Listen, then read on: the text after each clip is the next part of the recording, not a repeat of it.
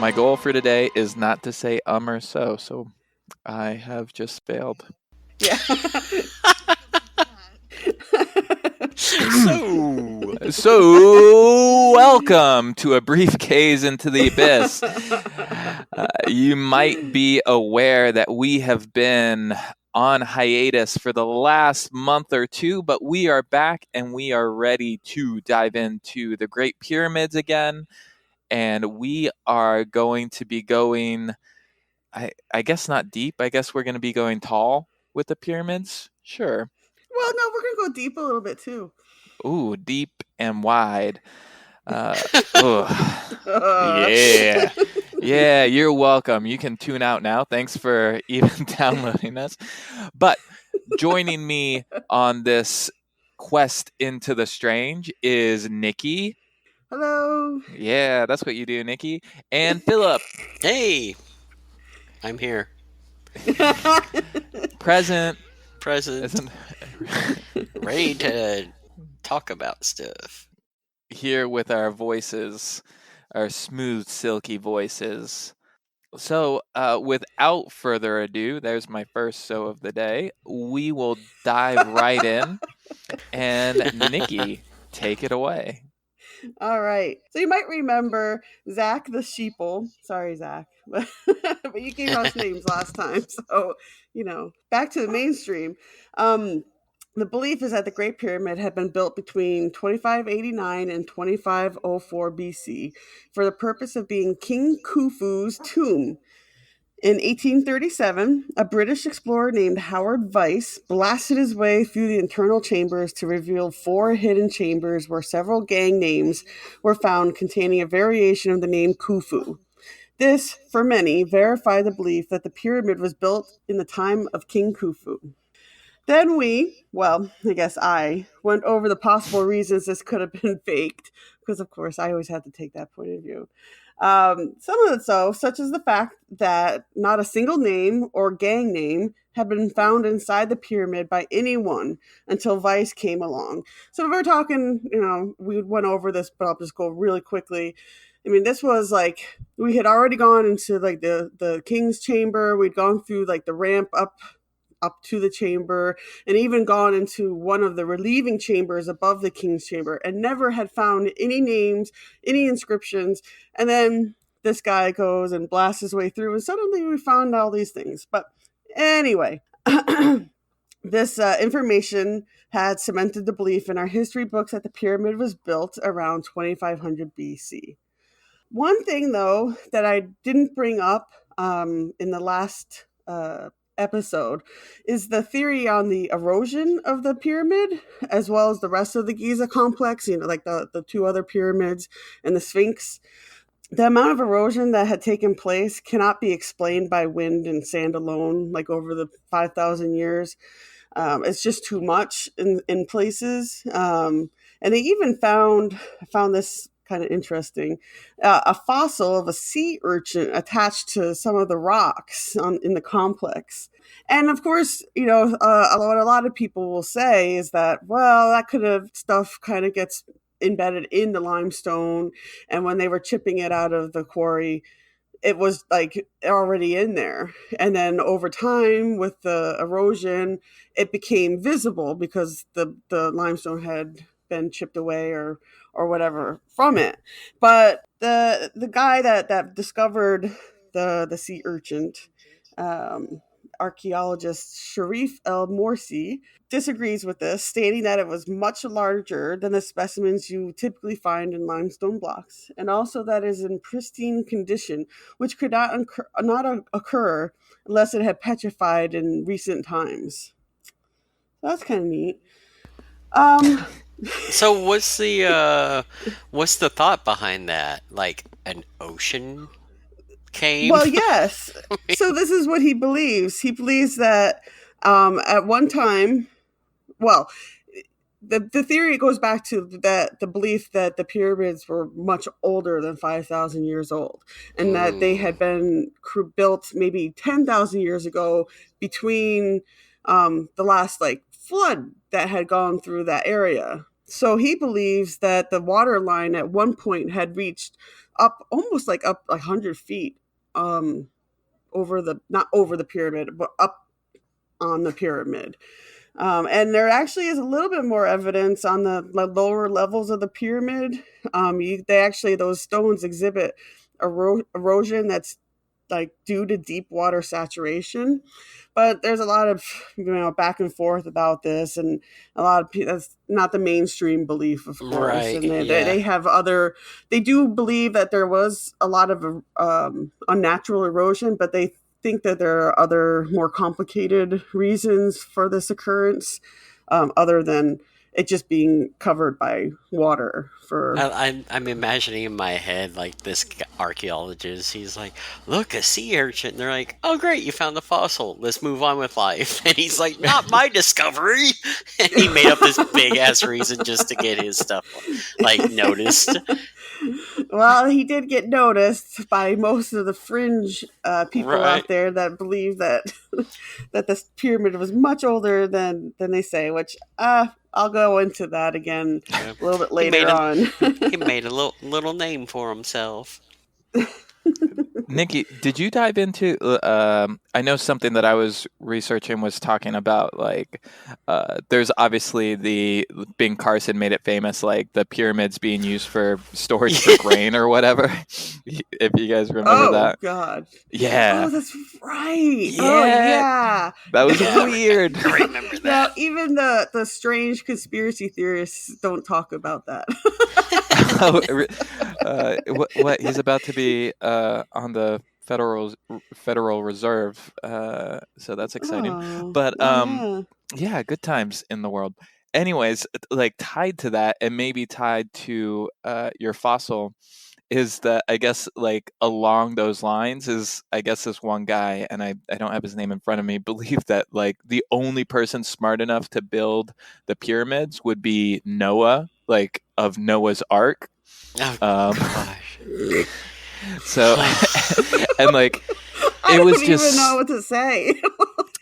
Am I out fringing you, Nikki? I don't know how I I got down You this path. are Oh you're man, the fringe of the fringe, my friend. it was I. To be honest, I just got excited about the Ben Carson grain storage thing. So I was like, where will this lead? And just so you know, it leads you to Noah building the pyramids. God. Wow. Yeah, I spend my time wisely. Oh, that's just wonderful.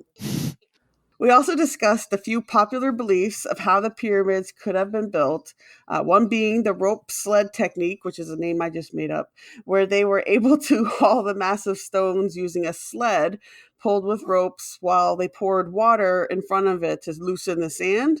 And we did go into a little bit more depth with that, I believe, last time. But And they, hmm? Nikki, I'm sorry. I'm pretty sure that a lot of like archaeologists don't believe Santa Claus because he's the main proponent of the rope sled theory, and most Egyptologists just think he is an amateur. No Santa Claus joke. Smart choice. Oh, I It's love not it. even Christmas time. Santa built the pyramids. By the time It's this comes out, it might be Christmas time, Philip. You don't know. We're just gonna start making these like is it Easter? Is it Christmas? No one knows. Right. Yeah. This episode, how to prepare the Thanksgiving turkey. Well, and also we talked about we believe that back at the time that they were building the pyramids, that the Nile was much wider, and that a lot of the stones had been transported from the quarry up the Nile or down, whatever, and and Facts aren't brought important here. That's true. up down. People still say like, "Oh, you're going down to New York." I'm like, "No, I live in Florida. I'm going up to New York." I do Right. that all the time.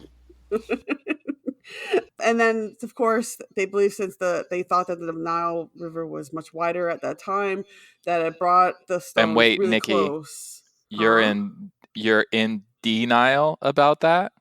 Oh my gosh. I'm pretty sure you didn't use that joke last time, so you're Good. okay. I was. Yeah, you had better judgment last time, apparently. I'll have more whiskey in a second, and my jokes will Right. get better. Yeah. Or you just Yay. think they get better. Whiskey jokes. Yeah. um, and then Zach talked a little bit about the ramp theory, which is still like the main theory for Egyptologists. But it seems though that they don't really agree exactly which type of ramp was used. Because I was on the site and they just had like a list of different kinds of ramps that could have been created. And some of these is the spiral ramp, which goes like around the entire pyramid in a spiral, obviously. And then there's the straight on ramp, so that it just kind of goes at a smaller incline, just up one of the sides of the pyramid. Yeah. And then they just kind of built it up based off of that. And then there's the zigzag, and there's a whole bunch of other weird ones. Yeah. Well, I think the plywood with cinder block ramp is the one that holds the most Yes, water. they had cinder blocks then. Yeah, yeah. Oh, I'm glad you brought that up, because that is one of the, because even though like the straight on ramp is probably the most popular theory, that one of course is the hardest one to make.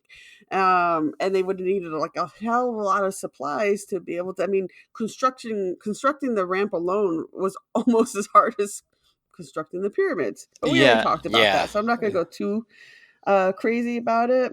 But one thing that all these different kinds of ramps do share is that all the ramps, of course, are going to get smaller as they go up. You know, they're not going to keep a straight side, though. The straight on one would maintain most of it, but it's still going to get narrower because the pyramid gets narrower up as you go up. But once you get to the top of the pyramid, most of the stones you would assume would be smaller, lighter, easier to move and maneuver. No, they're actually bigger up on the top of the pyramid. So how they were able to get these things up all the way, I mean, it's still mind-boggling, and there's so many things they talk about. The speed at which they would have had to have done it, like if they had started at when they believe and finished when they think that they finished. I think I saw something where they would have had to have put a stone in place every 2 minutes.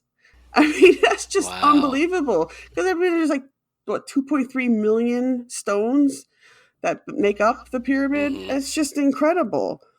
It is. It's really tough because like a lot of this stuff, and like I'm sure a lot of the other stuff we'll cover too, like it just gets into like disprove any of it. It gets into like math that is just way beyond me. Like the ramp stuff, It's like, oh, the angle would never work, and I'm like, oh, of course, yeah, I knew that the second you mentioned that, you idiot. Well, that's why aliens did it.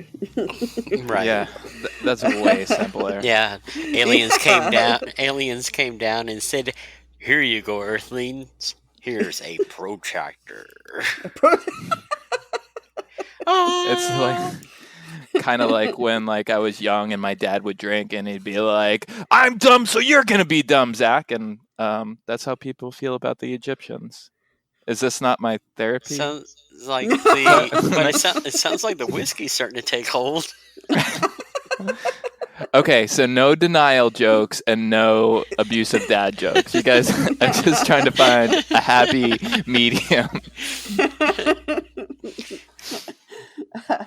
Well, speaking of the alien theories, I was really hoping you were going to say speaking of abusive dads, but continue. No, I'm glad you mentioned that, Zach. King Khufu was an abusive father. Of course he was. I have no idea. But yes, back to the aliens. I'm sure everybody has heard that there are, people believe that the aliens either built the pyramids or helped to build them.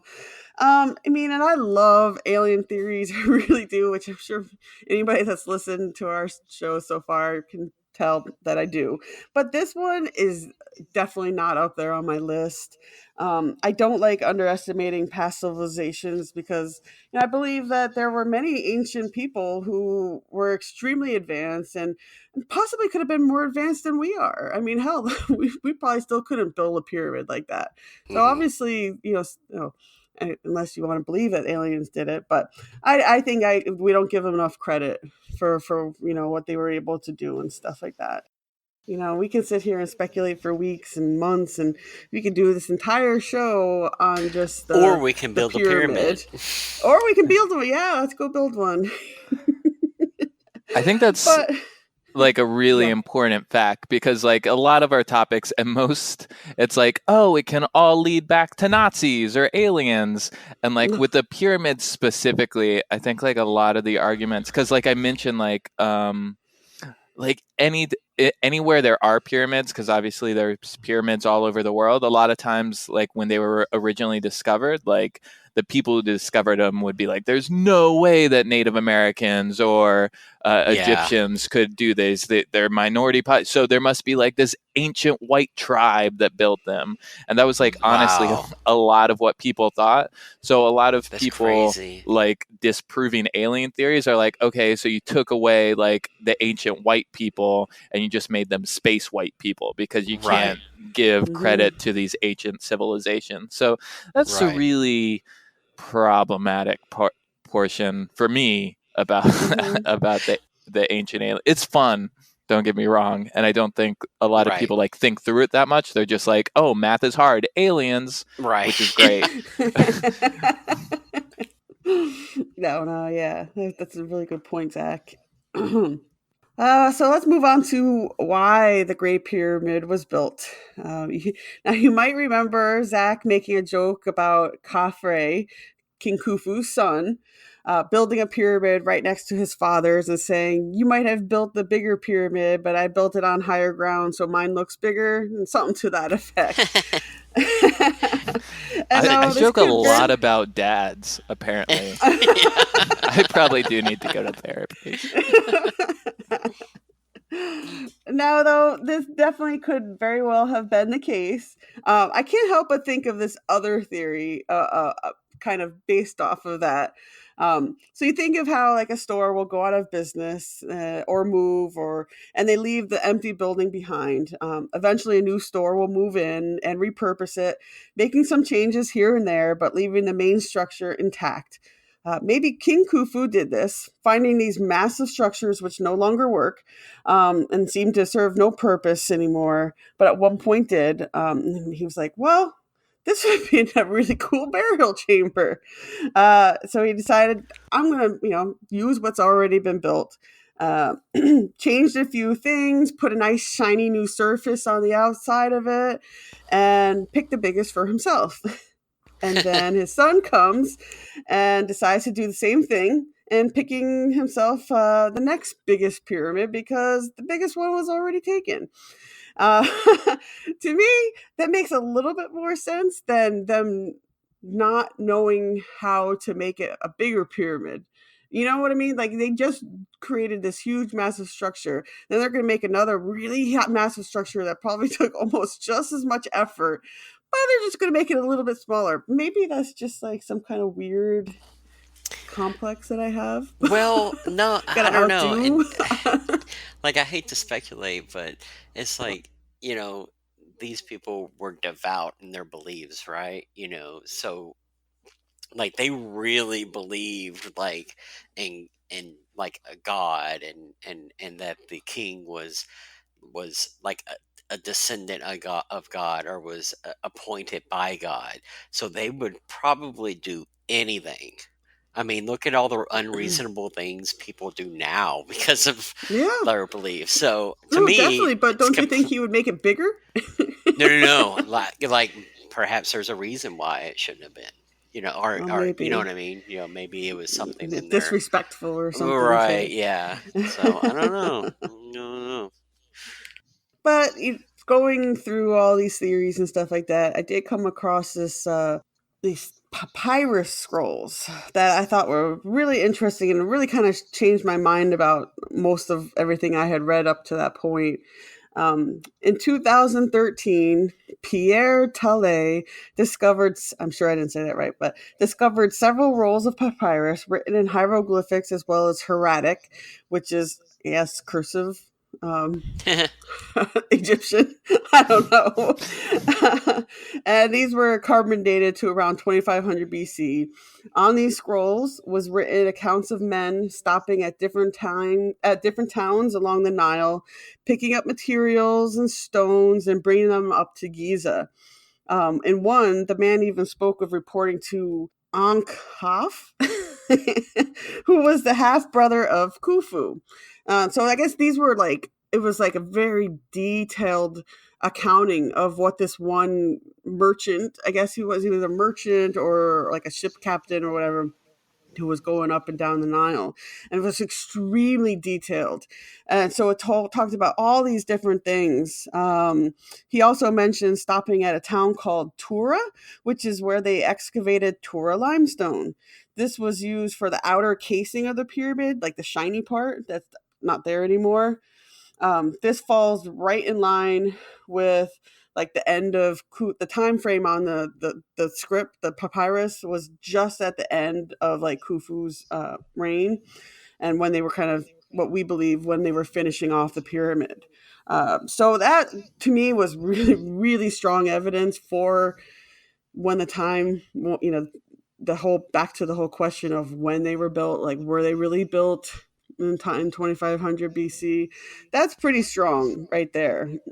So that pretty much convinced me about the time.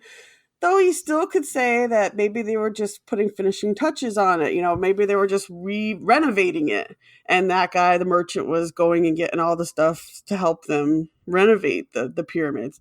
So who knows? But I thought that was pretty interesting. So let's move on to something that we didn't talk about last time at all, the ventilation shafts. I think most people have heard of these things. The shafts were called air channels by earlier explorers such as Howard Weiss, who thought that these shafts were primitive climate control systems. This idea came about after Weiss and his team unblocked one of the passages, and suddenly the air whooshed inside the pyramid, giving them relief from the stale heat. So you could kind of see how they would believe this. Yeah. I mean, that's not that they weren't there to figure out the purpose of these things, and they were like suddenly it's like they realized that there was like this small opening, and they kind of banged their way through it and opened it up, and it was like all of a sudden everything just, you know, like it was like instant relief inside the chambers. So I get that, but today most Egyptologists don't believe that it was they were simply built for this purpose. Yeah. There's just way too much mathematical symbolism and astrological stuff going on, which we will definitely get into. Yeah. It was actually a hole to air out all the farts. What? Wow. The dead king's farts. Ghost farts. Ghost Ooh, farts. ghost farts. I was gonna make like a John McClane, like God, what's the movie? Oh my God, Die Hard. Die Hard. Die Jesus Hard. Christ. Yeah, I wanted to make like a ventilation, like a Die Hard, like crawling through the vents joke. Oh. But I do have to say, ghost farts much better. But like, we're gonna need these.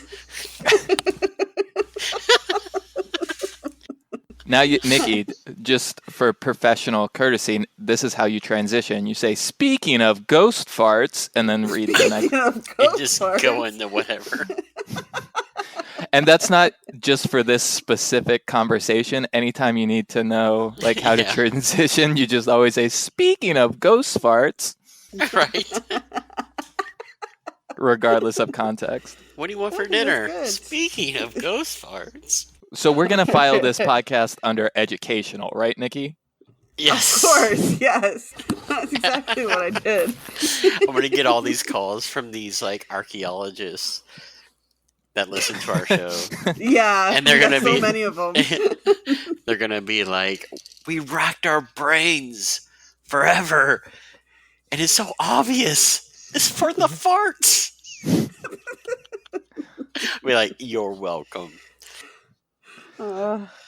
Anyway, No, Nikki, we went over this. You say speaking of ghost farts, Nailed another it. known Egyptologist, Mark Lenner, has stated that these shafts were gateways to the stars to guide the deceased king's Ka, or spirit, to the heavens. They suggest that the shafts allowed the king's soul to travel to the stars that never die.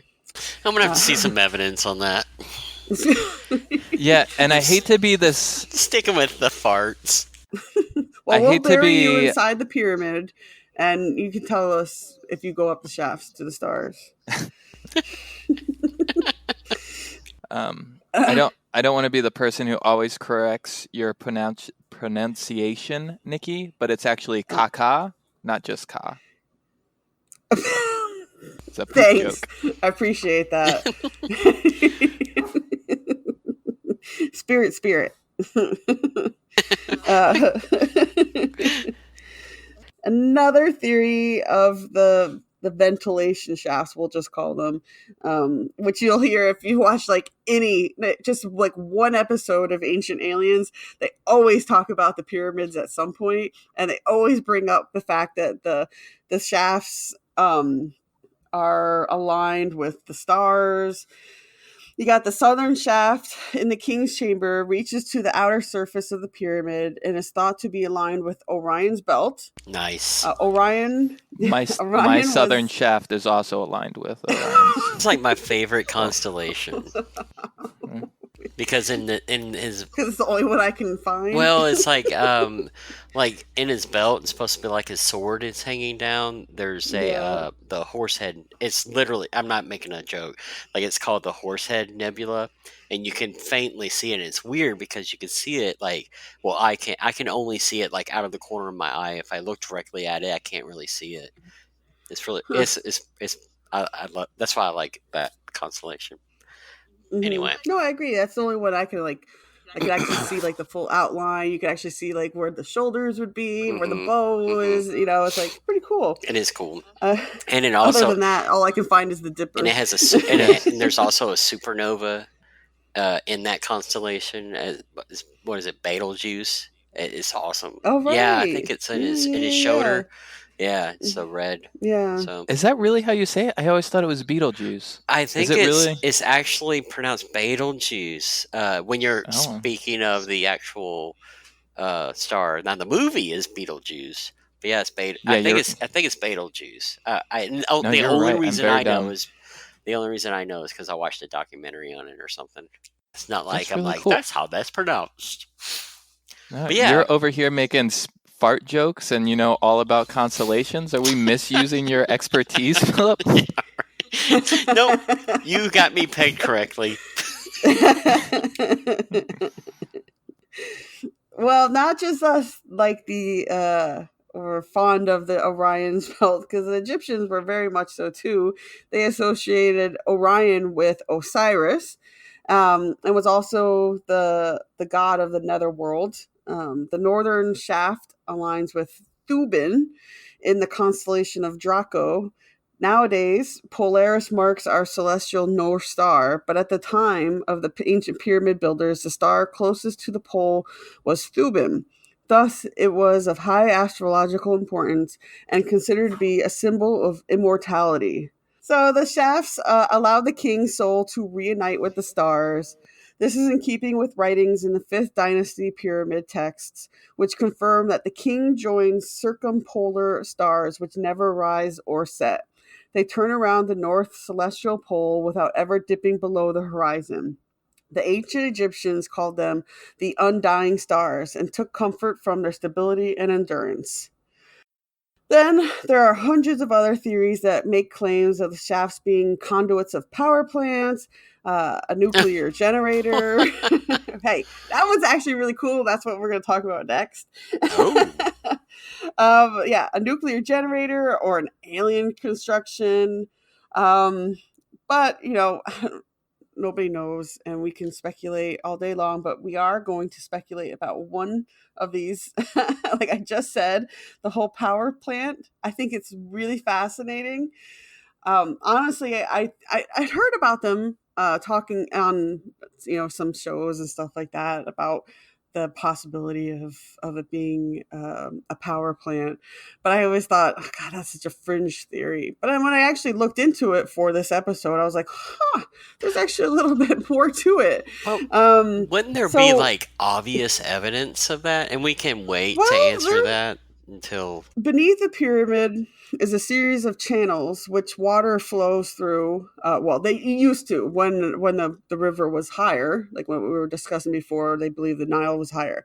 And we know that there are a whole bunch of empty chambers underneath the Giza complex. But so at the time, the water flowed through these, and it's like, I guess that's called like an aquifer. This aquifer produces an electric current, like a natural electric current. Mhm. The underground chamber is made of granite. Oh, sorry. Underneath, so you got the pyramid, and you got the king's chamber up on top, and then there's like the ramp kind of goes down. Then there's the queen's chamber, and then beneath that there's another chamber which is actually underground. So it wasn't built into the pyramid; it was actually built into the ground. And this chamber is made of granite, which is, of course, a great conductor of electricity. The electromagnetic field is transferred up from the top, up from from the aquifer into this chamber. Then it's conducted all the way up into the king's chamber. Um, and then it keeps going up to the capstone, which was made of pure gold.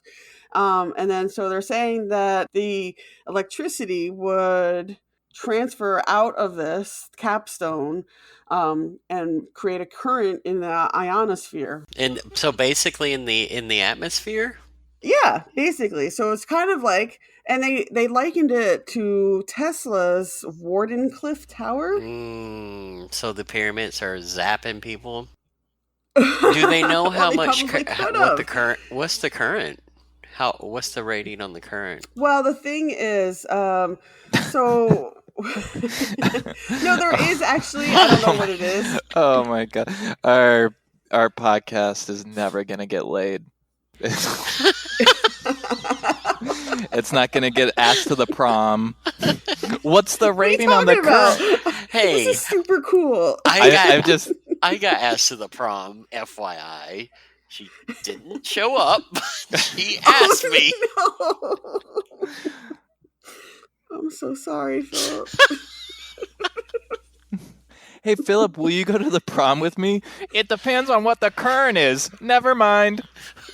That was a reenactment. Oh, this really has become like a therapy session. It's just going to be Nikki trying to get facts out and Philip and I just crying about our past. Wow, so back to this power. Speaking No, of ghost Nikki, farts. no, we Okay, wait a went. minute, yes.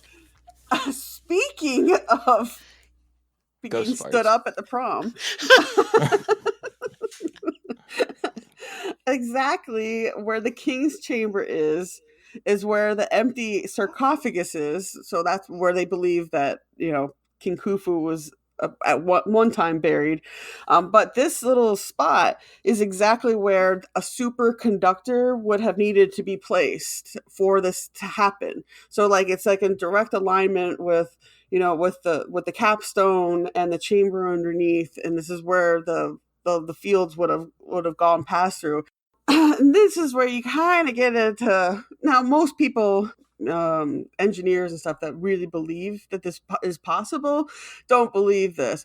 But some of the fringe people believe that at one point the Ark of the Covenant was there in that spot, and that's what that little The what? box that's up there, The the Ark of the Covenant. What's that? What? What? I don't know what We're that gonna do a is. whole episode on that. Ooh. The It's thing where in the the Bible. Ten Commandments are, right? Are stored. Ah. Okay. Is that not right? Uh-huh. I believe so. It's a- Yeah, yeah, Okay. Yeah, yeah. it's Because a Moses box where stole the it. it's like, Okay. have you not seen Indiana Jones? And then you open it and Nazis' Yeah, I faces melt remember. off. Yeah, I remember it. In my family, we called it the poo poo box. You mean the caca box? Yes, the caca box. The spirit box. The boo box. It works. The boo It box works. is what we called it. Oh my god, is that a Hook reference? It is a Hook reference. Thank you. Thank you. Oh Thank my you. god. So I play in a kickball league for adults, so Yeah. that's cool. Don't worry about it. That is cool. But like, it's like a random team. It's people I work with, and then just like a bunch of random people. And almost everyone on this team, last year it was older people, but this year it just happens to be like most of them are 23 and younger. Mhm. And I was trying to remember in Hook when they're like, "Run home, Jack, Yeah. run!" And like, because we were making a joke about some guy just like not getting home and running home and crying. Yeah. And I was like, "Run home, Jack," and no one got it. And they're like, "His name's not What? Jack," and I was like, "Oh fuck, I'm old." No. So I'm so They happy you have made no idea how much richer their lives would be if they would watch Hook. Like, that is like legit one of my favorite movies. I think it's a great movie too, but I think it was just like probably the age when we saw it. Yeah, Yeah, and I think you're right. I don't remember where we ended, but that's okay. The Ark of the Covenant. So how I mentioned that it's very similar to Tesla's Wardenclyffe Tower. What I mean is because so Tesla's tower, he had built it on top of a bunch of underground water channels, just like the pyramids are, and it did the exact same thing. It pulled it from the ground up, into the tower, blah blah blah, and then it went out, and it could be cast. I'm sure, Philip, you know a lot more about this than I do. But right, I mean, the idea behind it was kind of like it's like wireless power. Yeah, it's crazy. So other things about the Giza complex that are pretty interesting. Let's see. Robert Bivol, an engineer at Adrian Gilbert, proposed that the three pyramids of Giza are an earthly representation of the belt of Orion. Which we've kind of already talked about. They further suggest that the fourth dynasty, unfinished pyramid at Zawiat El Iron, south of Giza, represents Bellatrix, and the pyramid of Jedefre at Abu Rawash, north of Giza, represents Saif. They suggest that the pyramids were intended to create an earthly copy of the stellar netherworld. Thus, the Great Pyramid of Giza becomes a time clock, using the precision of the circumpolar stars to make the dates of 10,500 BC, when they suggest that the plan had begun, and 2450 BC, when they suggest that the pyramid had been completed. But it's kind of cool. Though, as usual, when anybody comes up with a super cool idea, someone has to poo poo it. Ed Krupp from the Griffith Observatory in Los Angeles and Anthony Farrell, astronomy professor at the University of Cape Town, have both criticized the astronomical observation which underpinned the theory and even suggested that in order to make the facts fit the map, the pyramids had to be inverted. However, yay, there's a however, Archie Roy, professor emeritus of astronomy at Glasgow University, and Percy Seymour, astronomer and astrophysicist at Plymouth University, have defended the theory and noted that the visual correlation is striking when the pyramids of Giza are viewed from the north. Furthermore, there is some support for it in the fact that the pyramid texts, which date to the 5th dynasty but were most likely formed from earlier religious concepts, make frequent references to the connection between the resurrection of the king and Sahu, or Orion.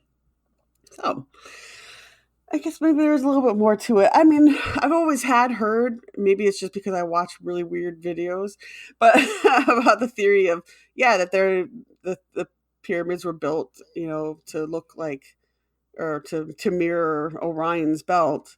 I never heard that. That's really cool. Are you serious? Yeah. Oh, man, I'm just weirder than I thought I was. No, I like that, especially Orion being like, I don't I've- being my favorite, So I think I I've think it's been- cool. Yeah, I guess I've just been in this conspiracy world for too long, and I'm starting to think that fringe ideas are mainstream now.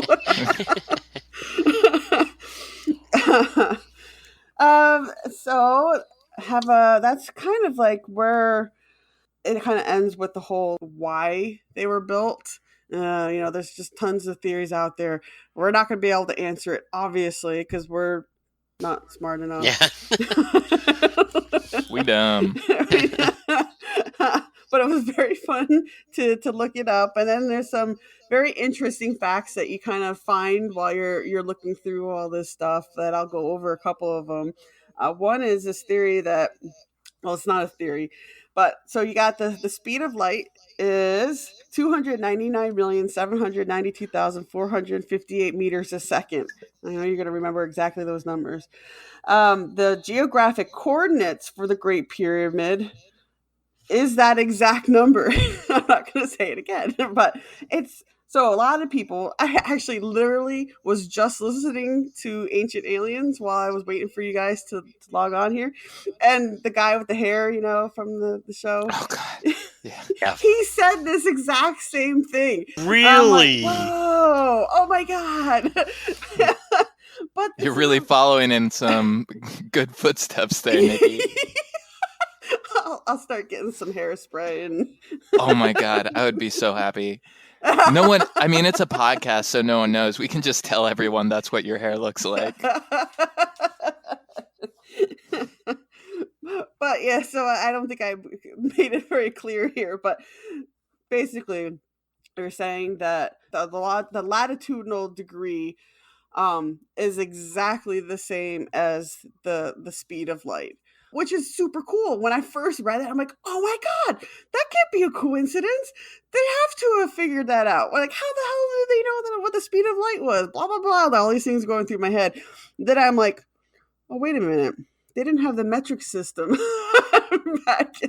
back when they built the pyramids. Yeah. So yeah, I don't think they would have measured, even if they knew the speed of light, I don't think they would have measured it using meters. Unless I'm like overlooking something very basic that I don't understand. So that one I kind of like pushed aside. Then another thing, the north-south axis is aligned to within 0.15 degrees of true north-south. The ancient Egyptians didn't have the North Star like we do today as a guide to true north. One of the only ways for them to have constructed the pyramids with such accuracy would have been to use complex algorithms. These algorithms would have only worked close to the seasonal solstice times, when the sun's alignment is more easily viewed. The Great Pyramid, constructed thousands of years ago, is more accurate in alignment than our modern-built Meridian building at the Greenwich Observatory in London. Pretty amazing. Yeah, I read about that as well, and I mean, one, like you said, it's just amazing how accurate it is for true north. But basically, the article I read was saying that like a way they could have done it is like just with how stars move, just kind of like tracking where they rise and set over a period of time, and then you can kind of get a feeling for true north, because there wasn't, I mean, the North Star wasn't in the current position it was, so they wouldn't be able to use that either at the time. Right. So it But still, basically to get it said that it was accurate, just yeah, based off of that. well, right. I mean, that's why it's like super amazing. Like, no, and all credit to the Egyptians, but I mean, people were able to navigate the seas using it, yeah, but I mean, using the planets. right. But I mean, navigating the seas, I think a lot of times, I mean, it's more of like a general like direction Yeah. until they get really close. But this is So like, I mean, this is super precise. this is I think within it's- like Oh, I see centimeters, what you right? mean. Like it's Holy shit. so close to perfect. Yeah. And one other little thing that I thought was really cool was basically the front door, the door leading into the Great Pyramid of Giza. that has this massive swivel door. And these doors were so well fitted into the frame of the pyramids, and it's not just the Giza pyramid, but it's like many of the other pyramids. They're that a lot of times people can't find them, and they go undiscovered for a long time, because they just fit in so well. But then once they're found, um, these doors that weigh like 2.5 tons are so easily pushed open because they've been balanced so perfectly that literally, like, I can just go up and push it with my hand and it opens just like my front door does, which weighs 2 pounds, or whatever it weighs. I'm sure it weighs a lot Yeah. more than 2 pounds. Right. Well, it's not a Doors are giant. fucking heavy. It's not a giant slab of like rock. Yeah, but I know I couldn't push 2,500 pounds if I had to. So I thought that was that's just another thing to credit the ancient Egyptians with, is just they're really unbelievable. But everybody knows that already. And I believe that is pretty much it. I mean, we went over when it was built, which is still up for debate. I know it's a pretty heated debate in the community, it seems like.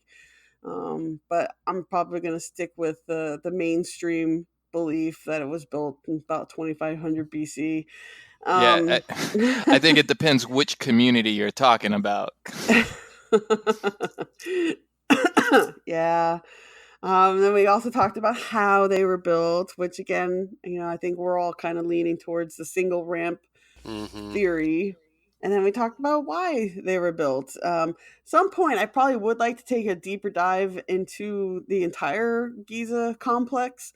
There's a lot of really cool stuff about the Sphinx out there, and all about those underground caverns and stuff like that, which I'd like to get into. But that would be another show, because this one's just supposed to be about the Great Pyramid of Giza. Great. Oh. All right. Well, Woo. I'll save my sphincter joke for that episode. Lord. Yeah, start making saving a file out there of all your Sphinx jokes. How many picturing- times can you make the Sphinx do a ghost fart? Well, in my head, I'm just picturing like a lion with a butt for a face. It's the funniest thing. What? If it was the Sphinxter, I'm sorry. Please delete. That's why we promise Philip No- really is Napoleon's like in his 30s. army like shot off the that like The rumor nose, that Napoleon's army shot off the nose. Yeah. Napoleon was just so pissed that it wasn't just a lion with a butt for a face. He was like, Fuck it, shoot it. Oh yeah, that's right. We need to remember we talked about Aleister Crowley. He slept inside the Great Pyramid, right? yeah, that's on his honeymoon. On his honeymoon. Can we I would please totally not do talk that. about him ever again? We are totally going to talk about Crowley again. Yeah, we're still for you 8 people early. who listen to Aleister Crowley, it's coming back again. Yeah. Ooh, so fun. All right. Well, great job, Nikki. Medium job, Philip, and medium job, me. C's that get degrees, Philip. Yeah, they do. I'm shooting for average. Slightly below what average. I tell my wife every day. Right. Why settle for the best when you can get the rest? Why settle for the best when you can get the less? Man. And that's how I proposed. There you go. All right, that is our coverage for now of the pyramids. We, like Nikki said, might dive into different parts of that. We will have our next episode much, much sooner. We pinky promise, at least within this fiscal year. Fiscal we're year? business We have a people. fiscal year? No, I'm just being a dick. We will have our next episode out soon. And remember, if you comment, on our Instagram or social media pages. We will give you a shout out at the end of our next episode. You can contact us at Nikki. What's our email address? Fuck! I was hoping you would remember it. briefcaseintotheabyss@gmail.com. No, it's a Wow. briefcasepod@gmail.com. That's right. Damn.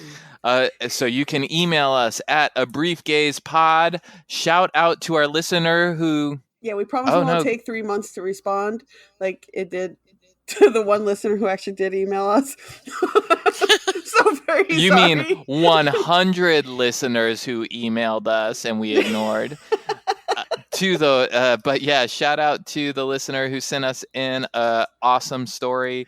When next time that we do a listener story, we will for sure share your stories. You can, if you have weird things you want us to talk about or that you've experienced, please send it to us. We want to hear it. We like all this weird stuff, and just talk to us. We're fun people. Yeah. That's it. Yeah. All right, and remember, believe in yourself. And aliens. Nailed it. Yeah.